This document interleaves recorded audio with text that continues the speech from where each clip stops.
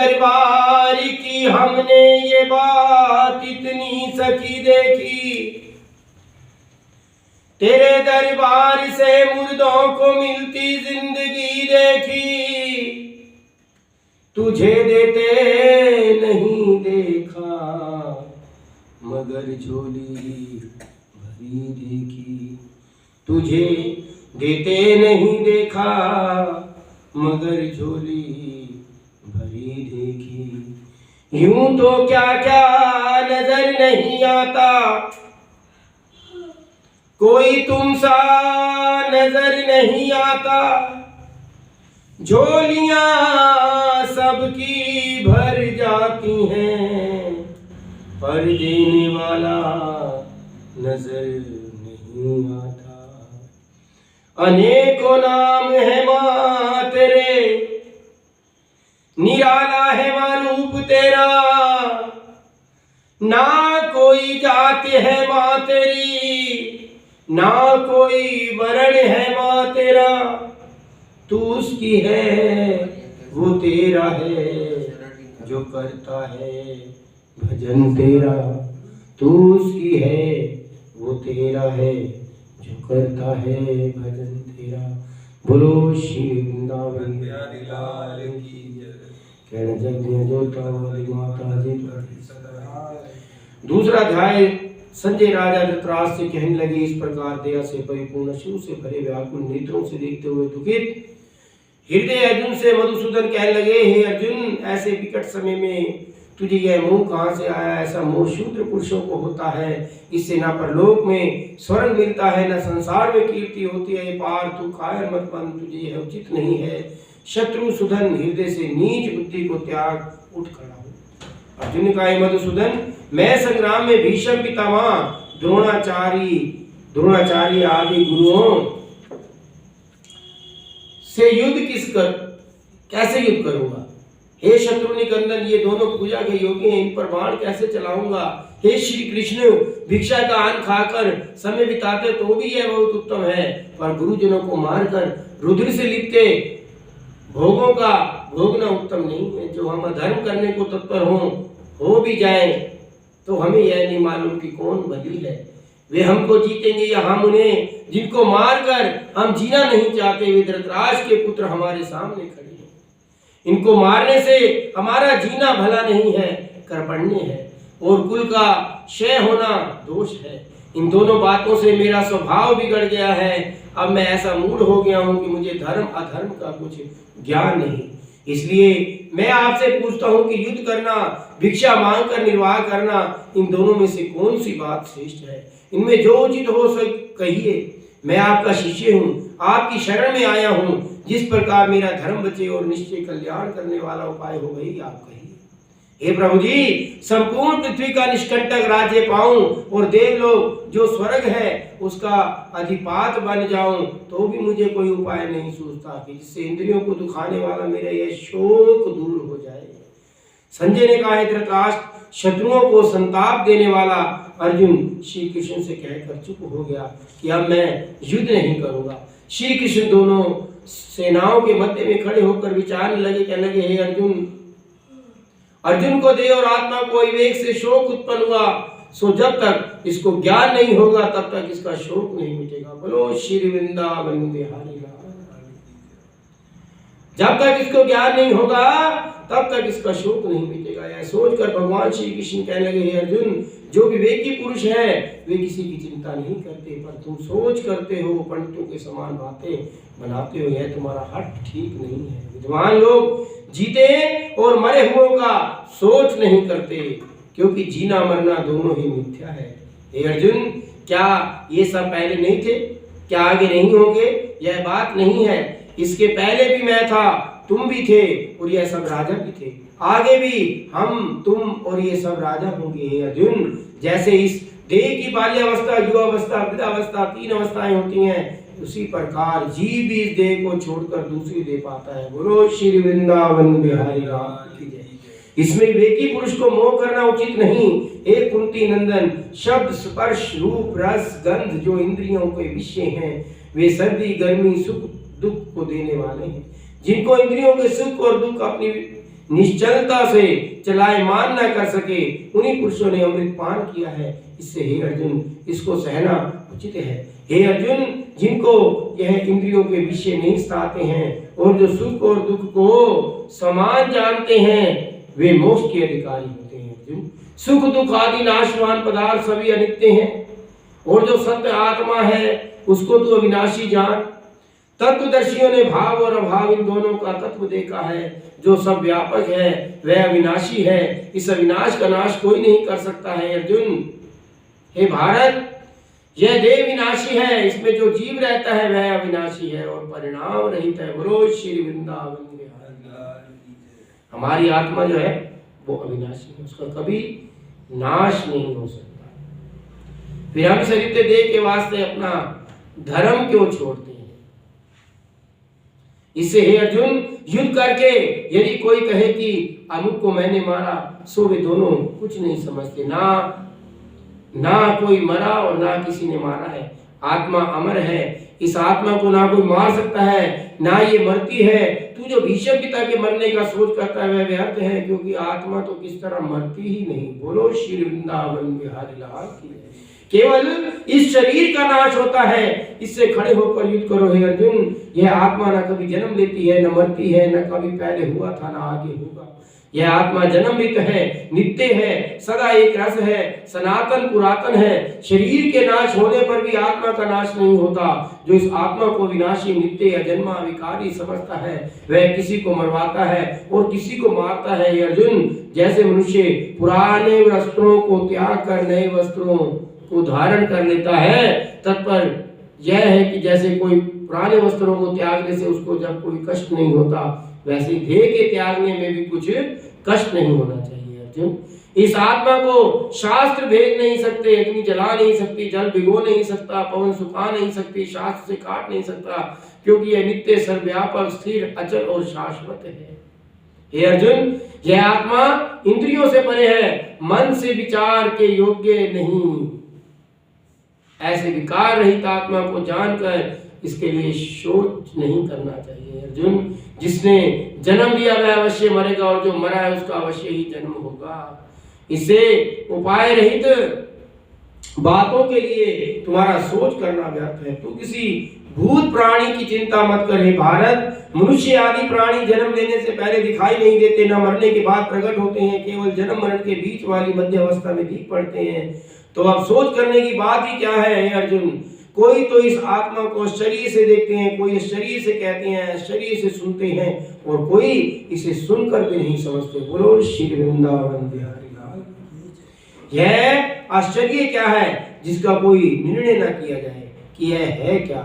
हे भारत, सबकी देह में जो आत्मा है वह अविनाशी है, फिर इसके लिए तुम्हारा सोच करना होता है। फिर जो तू अपने क्षत्रिय धर्म पर विचार करे तो तुझे डरना ही नहीं चाहिए, क्योंकि क्षत्रिय के लिए युद्ध में उत्तम कोई धर्म ही नहीं। ये बात, यह समय अपने आप उपस्थित हो गया। युद्ध काल में स्वर्ग का द्वार खुल जाता है, पुण्यवान क्षत्रियों को युद्ध में समागम मिलता है। अर्थात जो क्षत्रिय युद्ध में मरते हैं वे सीधे स्वर्ग को जाते हैं। जो क्षत्रिय होकर संग्राम नहीं करेगा तो तेरा धर्म भी छूट जाएगा, कीर्ति भी जाती रहेगी, तुझे पाप भी लगेगा, मनुष्य तुमको सदा भला, सदा जो है बुराई कहेंगे। देखो, प्रतिष्ठित पुरुषों को अपकीर्ति मरने से भी बुरी है। ये सब महारथी योद्धा तुझको रणभूमि कहेंगे, रणभीरु।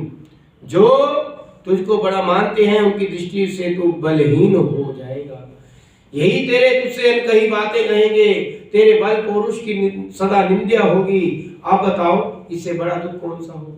हे कौन्ते, तू इस संग्राम में मारा जाएगा तो सीधे स्वर्ग को जाएगा, और जो जीतेगा तो पृथ्वी का राज्य भोगेगा। ये दोनों तरह की जीत है। इसे दृढ़ विचार कर तू युद्ध को खड़ा हो जा। सुख दुख, लाभ हानि, जीवन मृत्यु, यश अपयश एक समान जानकर खड़ा हो जा। हे अर्जुन, जो कुछ मैंने तुझसे कहा वह सांख्य शास्त्र के अनुसार आत्मा और देह का तत्व समझाया है। सांख्य योग का ज्ञान देवहूति ने कपिल देव मुनि से पूछा। श्रीमद् भागवत महापुराण में इसका उल्लेख किया गया है। सांख्य योग का ज्ञान देवहूति ने अपने पुत्र से, जो कि भगवान का स्वरूप था, कपिल देव मुनि, आज भी गंगा सागर में बैठे हुए वो तप कर रहे हैं। इसलिए वो तप कर रहे हैं कि उनको देखकर हम तप करें, संसारिक लोग जो है वो तप करें, वो प्रभु का सिमरण करें। आज भी वो जप कर रहे हैं। अपने बेटे से माता देवहूति ने इस तरह से ज्ञान सीखा, वो ज्ञान बतलाता गया और उसका देवहूति का जो शरीर था पानी की तरह बहता गया। बोलो श्री वृंदावन बिहारी लाल की जय। अपने बेटे से, जो कि भगवान का स्वरूप था, इस प्रकार का ज्ञान होता है कि आत्मा को अविनाशी और शरीर का नाश समझना चाहिए। आत्मा का कभी नाश नहीं होता। जो कुछ मैंने तुझसे कहा वह सांख्य शास्त्र के अनुसार आत्मा और देह का तत्व समझाया। बुद्धि योग को कहता हूँ, सुनो इस बुद्धि योग के सुनने से सुख दुख आदि जो कर्म बंधन है इससे छूट जाओगे। अर्जुन, इस कर्म योग में प्रारब्ध का नाश नहीं होता था। प्रारंभ होने पर समाप्त भी न होए तो उसका फल मिलता है, न इसमें कुछ पाप है। इस धर्म का लेश मात्र भी पालन करना जन्म मरण आदि रूपी बड़े भयों से रक्षा करता है। कुरुनंदन, व्यवसाय आत्म का बुद्धि एक ही है, अर्थात जिनकी बुद्धि निश्चल हो गई है वे मोक्ष के साधन रूप इस कर्म योग में लग जाते हैं। जिनका मन विचलित है, उनकी बुद्धि अनेक है, अर्थात तरह तरह के झगड़ों में फंस जाते हैं, उनकी शाखा भी अनेक है। पार्थ यदि विवेकी पुरुष इंद्रियों को जीतने का प्रयत्न करते हैं तो भी इंद्रियां बलवान है, मन को ठोर से चला देती हैं। इससे हे अर्जुन, स्वर्ग आदि प्राप्ति की कामना जिनको है, ऐसा सकाम पुरुष भोग और सुख की प्राप्ति के लिए अनेक प्रकार के यज्ञ आदि कर्मों को करते हैं, क्योंकि यह क्रिया जन्म और कर्म फल को देने वाली है। अर्जुन, भोग और ऐश्वर्य से जिनके चित्त हार गए हैं, उनका मन निश्चयात्मक बुद्धि में स्थित नहीं होता। वे सत्व रज और तम इन तीन गुणों के विषय हैं। हे अर्जुन, तुम इन तीन गुणों को छोड़ सुख दुख लाभ हानि को त्याग कर निद्वंद हो जाओ और नित्य ही सत्व में स्थिर हो। अप्राप्य वस्तु की प्राप्ति और प्राप्ति की रक्षा में चित्त लगाओ। केवल आत्मा स्वरूप में स्वधान हो जाओ। हे अर्जुन, जैसे तालाब सरोवर आदि पानी से भरे हुए मनुष्य अपने प्रयोजन भर में से जल ले लेते हैं। गंगा, हम गंगा में जाएं और उसमें से अपने लिए कुछ जल ले ले तो गंगा जल जो है कोई कम नहीं हो जाता। ऐसे ही ब्रह्मवेत्ता संपूर्ण वेदों में से अपने प्रयोजन भर ज्ञान ले लेता है। कर्म में तेरा अधिकार है, फल में भी कभी भी नहीं। जो तू कर्म करे उसका हेतु अथवा उसके फल भोगने वाला भी मत हो। हे अर्जुन, हे धनंजय, सब संग को त्याग कर योग में स्थित हो। कर्म कर हार जीत समान भाव से देख, दोनों की समानता ही योग है। हे अर्जुन, बुद्धि योग से कर्म नीच है, इसलिए बुद्धि का आश्रय लेकर कर्म करो। जो विवेकी पुरुष है, जो किसी कर्म का फल नहीं चाहते, जो चाहते हैं सो नीच मति है। जो बुद्धि योग से कर्म करता है वह इसी संसार में उचित संचित पाप पुण्यों को त्याग देता है। इससे तुम बुद्धि योग में प्रवृत्त हो जाओ। इस प्रकार का योग ही कर्मों में कुशल कारक है। जो पंडित जन बुद्धि योग युक्त हैं वे कर्म फल को त्याग कर जन्म आदि बंधन से छूटकर निश्चय परम पद को प्राप्त होते हैं। जब तेरी कर्दम ऋषि की संतान है कपिल देव मुनि, कर्दम ऋषि की संतान, जिनकी पत्नी का नाम देवहूति है और जिनके पुत्र हुए कपिल देव मुनि। भगवान की उन्होंने तपस्या की कि आपके समान ही मुझको पुत्र की प्राप्ति हो। भगवान ने कहा कि मेरा और तो कोई दूसरा रूप है नहीं, मैं खुद ही आपके गर्भ से जन्म लूंगा। तब कपिल देव मुनि के रूप में भगवान ने देवहूति से जन्म लिया, जो कि कर्दम ऋषि मुनि की संतान है। और जब तेरी बुद्धि इस मोह रूपी सुख दुख से पार होकर अत्यंत सुख शुद्ध हो जाएगी, तब तू विरक्त हो जाएगा। अनेक विषयों के सुनने से जो तेरी बुद्धि अस्थिर हो गई है, वह जब मेरे वचनों में स्थिर हो जाएगी तब तू योग पावेगा। यह सुनकर अर्जुन ने पूछा, कहने लगे, हे सर्व आत्मान केशव, सबकी आत्माओं के केशव है। भगवान जो है, आत्मा जो है, देखो वो सबके हृदय में विराजमान है। आत्मा सो परमात्मा, वही भगवान का स्वरूप है। भगवान हम सबके हृदय में वास करते हैं। समाधि में स्थित पुरुष जिसकी बुद्धि स्थिर हो गई है, उसके लक्षण कृपा करके कहो वह किस तरह बोलता है, बैठता है, चलता है, फिरता है। हे श्री भगवान बोले, हे अर्जुन, जिसकी कामना किसी बात पर नहीं, उसी अपना आत्मा को पाकर संतुष्ट है, उसकी निश्चल बुद्धि जान। जिसका मन दुख पड़ने से घबराता नहीं है, जिससे सुख में प्रसन्नता नहीं होती, रोग भय व क्रोध जिसके पास नहीं होते, वही निश्चल बुद्धि है। हे अर्जुन, जिसका किसी पदार्थ से स्नेह नहीं, जो किसी शुभ वस्तु से हर्षित नहीं होता, अशुभ प्राप्ति में शोक नहीं करता, किसी से राग और द्वेष नहीं है, उसकी बुद्धि निश्चल होती है। और जैसे कछुआ अपने सारे अंगों को सिकोड़ लेता है, उसी तरह जो मनुष्य अपनी इंद्रियों को उसके विषयों से समेट लेता है, उसकी बुद्धि निश्चल होती है। निराहार रहने से विषयासक्ति दूर हो जाती है, इच्छा बनी रहती है। निश्चल बुद्धि पुरुष की परमात्मा के दर्शन से विषय वासना भी दूर हो जाती है। कौन्ते, ये इंद्रियां बड़ी प्रबल और लोभ कारक हैं। यत्न करते करते ज्ञानी पुरुष को मन को भी हठ पूर्वक हर लेती हैं। इंद्रियों को रोकना बड़ा कठिन है। जो योगी इन सब इंद्रियों का दमन करके आत्मा में निष्ठा कर लेता है, जिसके वश में इंद्रियां हैं, वे भी निश्चल बुद्धि हैं। इंद्रियों को वशीभूत किए बिना मन में विषयों का चिंतन बना रहता है। चिंतन करने से मन में आसक्ति उत्पन्न हो जाती है, तथा आसक्ति से कामना, कामना से क्रोध, और क्रोध से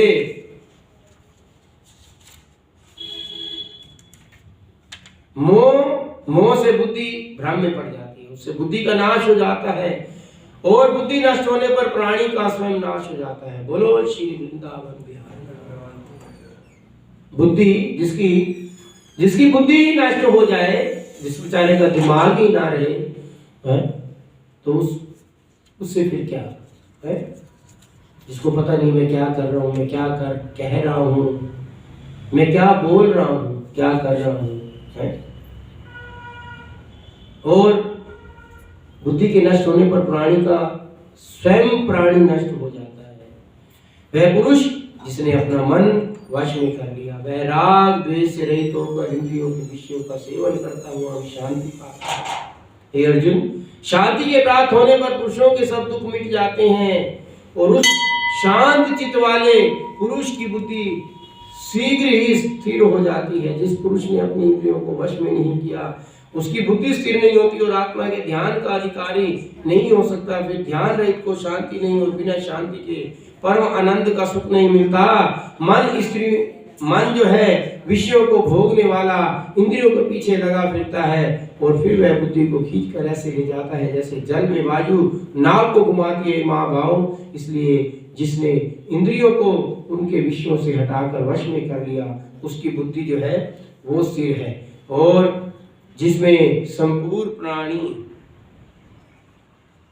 सोते हैं, वे आत्मनिष्ठावान पुरुष का दिन है। जिसमें सब प्राणी जागते हैं, वे उन पुरुषों की रात्रि है। क्योंकि विषयासक्त पुरुषों को आत्म तत्व ज्ञान नहीं, इस ज्ञान में उन्हें कुछ नहीं सूझता, जिससे उनके लिए यह रात्रि रूप है, और सभी पुरुषों का यह आत्म तत्व दिन के समान है। इसी तरह संसारिक विषयों का सुख प्राणी के लिए दिन है, योगियों के रात्रि के समान है। क्योंकि जो योगी होती हैं, हम लोग जब सो जाते हैं तब वो भगवान का ध्यान करते हैं, ताकि उन्हें कोई डिस्टर्ब ना करे, कोई उनके जाप में बाधा ना डाले। 3, साढ़े 3 बजे उठकर प्रभु का चिंतन करना, एक ध्यान लगाना, उस पर पिता परमेश्वर का शुक्राना करना है।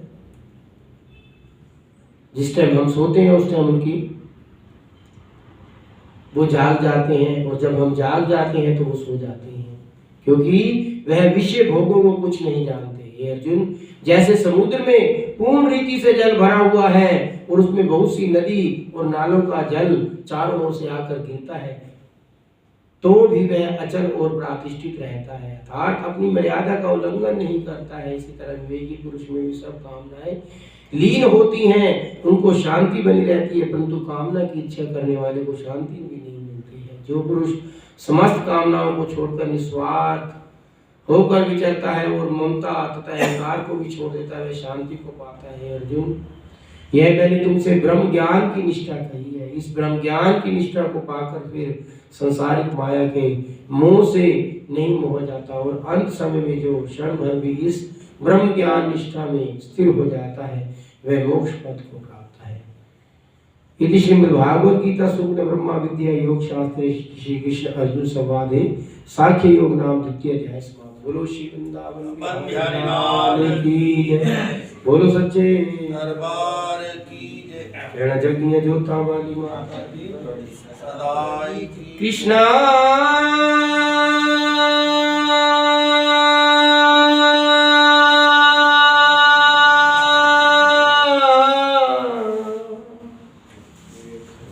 कृष्णा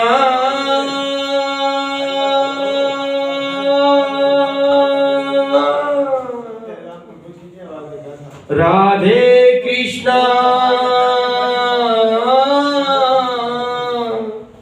हरे हरे हरे हरे हरे हरे श्री कृष्ण गोविंद हरे मुरारी, हे नाथ नारायण वासुदेवा, पितुमात स्वामी सखा हमारे, पितुमात स्वामी सखा हमारे, हे नाथ नारायण वासुदेवा। श्री कृष्ण गोविंद हरे मुरारी, हे नाथ नारायण वासुदेवा। बोलो श्री वृंदावन बिहारी लाल।